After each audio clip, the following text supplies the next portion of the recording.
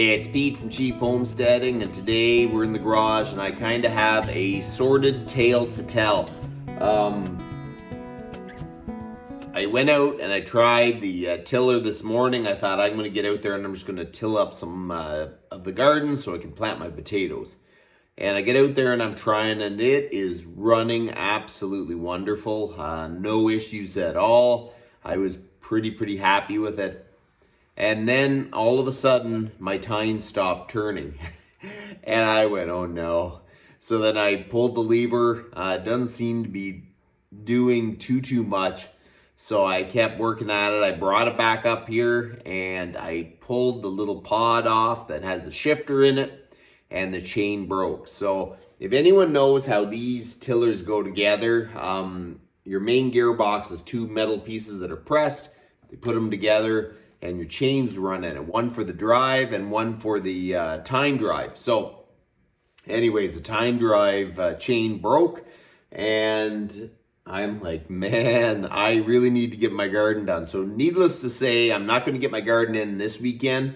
It's still not too late next weekend. It's still reasonably early. So you know what? I'm going to take it. This is Saturday when I would have been planting. It started raining. So you know what? We're going to fix the tiller. But the problem is I have to pretty much dismantle the whole tiller just to fix it. So that's what we're going to be doing today. We're going to start pulling the tiller apart and see how far we can get anyways to get this thing fixed. Here's the tiller, and as you can see, this gearbox right here has to come out and the two halves have to come apart. And the only way to do that is to actually unbolt everything. So basically the whole back end of this has to come off and come apart so we can fix it. It's kind of dark in here, but you can see that there's no chain on that sprocket, so that's not going to help very much. So you know what? All this belt guard that I just put on, we're going to start disassembling and getting it apart and see how much we can get done today. First, we're going to throw a block of wood under there because when I take the back off, the weight on the front, it's going to tip forward.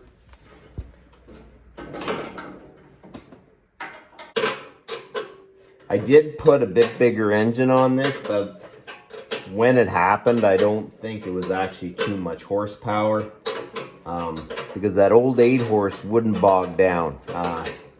So I really don't think it's any of that. I think it just had one too many stones go through it over the years.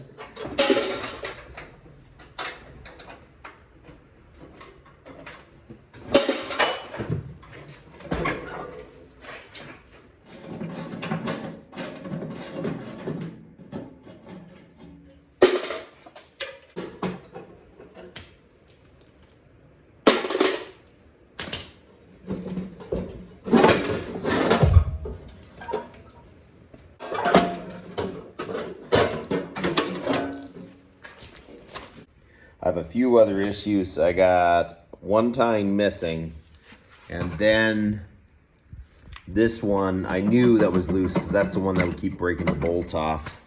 So we're gonna have to try to take a look at that while we're in here. Okay, so that did something.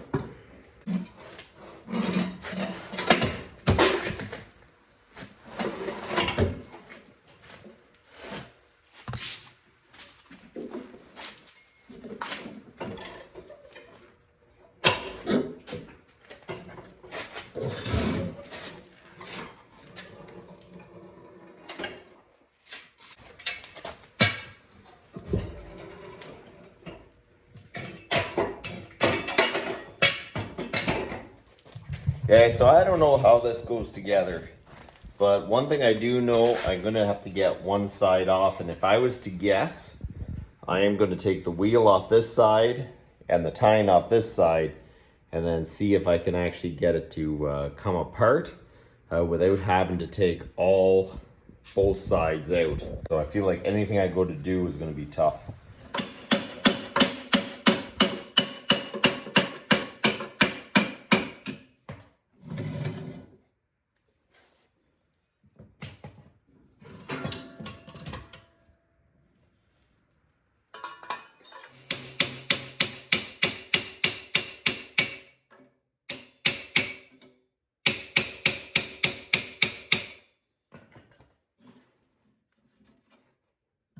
Okay, so I cannot get these tires off. They are really, really tough.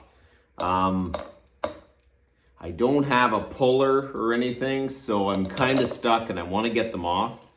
So we're gonna try just a hydraulic jack. There's 2 holes in the actual wheel.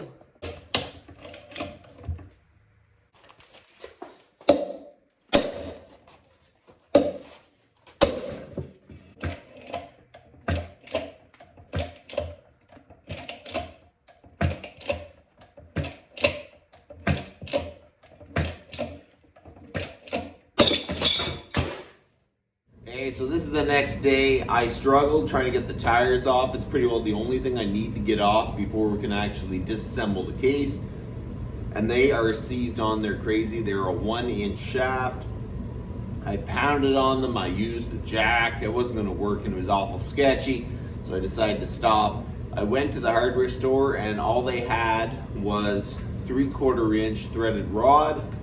I wanted to get 7/8, but 3/4 inch is still pretty strong. And these, I think they're connector links. They're connector thread pieces. It's like to connect 2 pieces of rod together. And I think what I'm gonna do is I'm gonna weld the inside of that, and then I'm gonna weld an actual nut to the end of the tire. I may never remove them. They're gonna stick out a little bit. But maybe it's just a good way to get the axles out. So what I'm going to do is weld this up and we're going to see if we can get these out. These are seized on their goods, so I really think this is the only possible way I can get them off. If I can't get them off this way, we're going to actually have to get torches and try to heat the inside, but I'm hoping this will do it.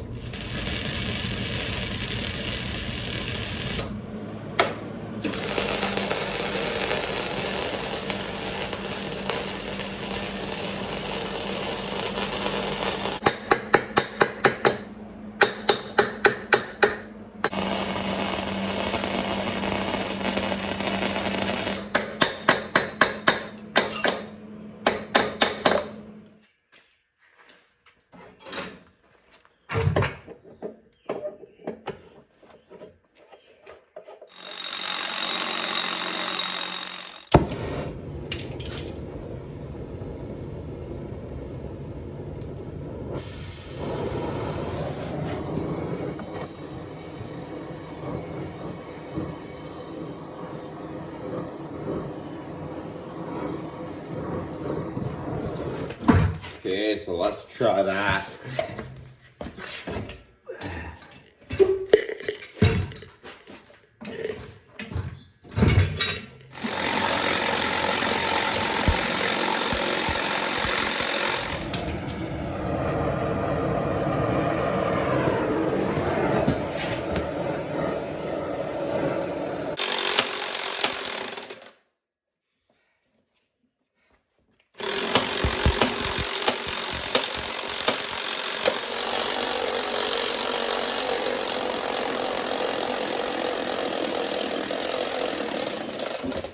So there you go, I got the first rim off. I definitely needed to weld that nut on. Hopefully I didn't burn out the tube.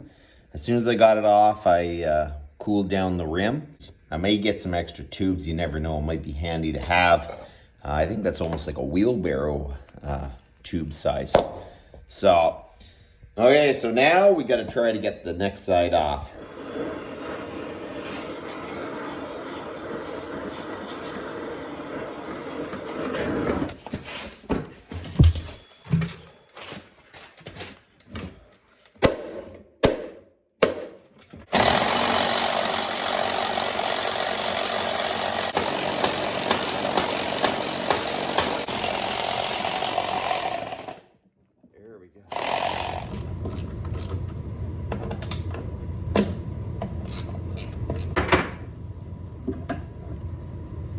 We got the gearbox ready to disassemble.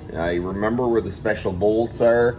This actually mounts your depth gauge and everything. So let's start pulling these bolts out. So I took the whole ring of these bolts out, loosened off that nut, the pods off. We're gonna give this a light sand and then we're gonna try to get the 2 halves of the gearbox apart.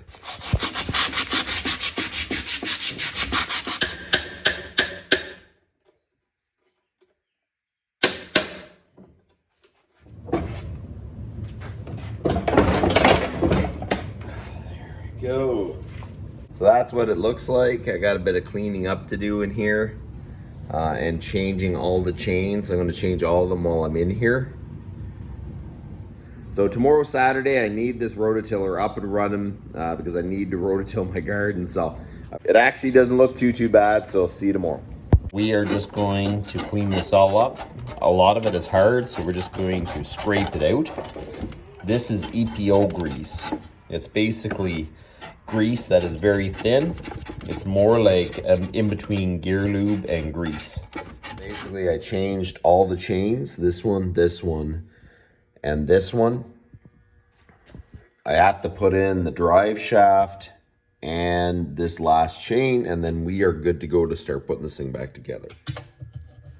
We're gonna remove this bearing holder, and this will be the last thing we install when we get the gear case back together, because then we don't have to fight with pounding it on. As we put the cover down, it should just slide in place. You're ready to reinstall this. I've went over everything, make sure all the washers, there's a washer here, washer there, bolts in, everything is ready to go. It is really handy to get a parts breakdown. I got mine off partswarehouse.com, and I had to look up a coast-to-coast tiller, but they had actual MTD part numbers and everything, so it was really good. Okay, so now we're gonna put the cover together. So the next thing you gotta do is put the grease in the gearbox, and it's supposed to be EPO grease. This one here is Santo, and it's RG0 grease. So I'm not gonna put too much down in this corner because it's shallow, but we're gonna fill this up pretty good. And then when it's tipped forward, it'll actually go. So I'm just gonna squeeze it into the gearbox, or the chain case for that matter. 4 tubes isn't too much grease, so I went with 4 tubes. Okay, so now we're gonna start putting this back on. We're gonna just be gentle.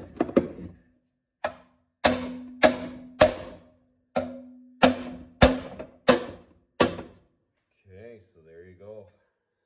Some bolts back together.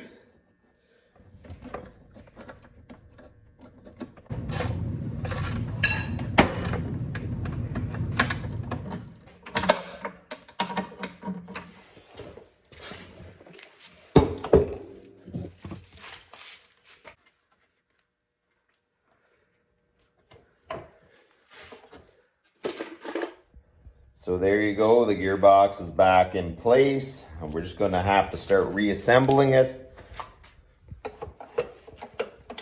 Everything seems to work. Okay, so I put some anti-seize on the shaft, just so the next time I have to do it, it'll actually come off.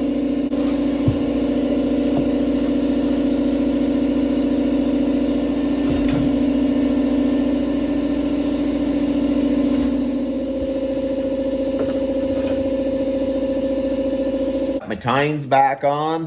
One is broken off this side. There's not much I can do about it. I do have a set of tines coming for them. They're aftermarket, but at least I could match some up. So now we'll throw the guard on, and we should be getting close to getting this thing back together.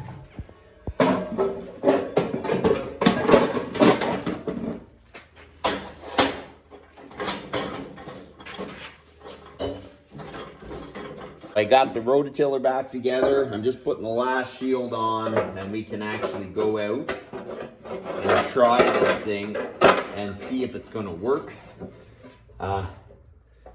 This thing has been very, very frustrating, to say the least. It's a good sign. It's starting to look like everything's lining up again.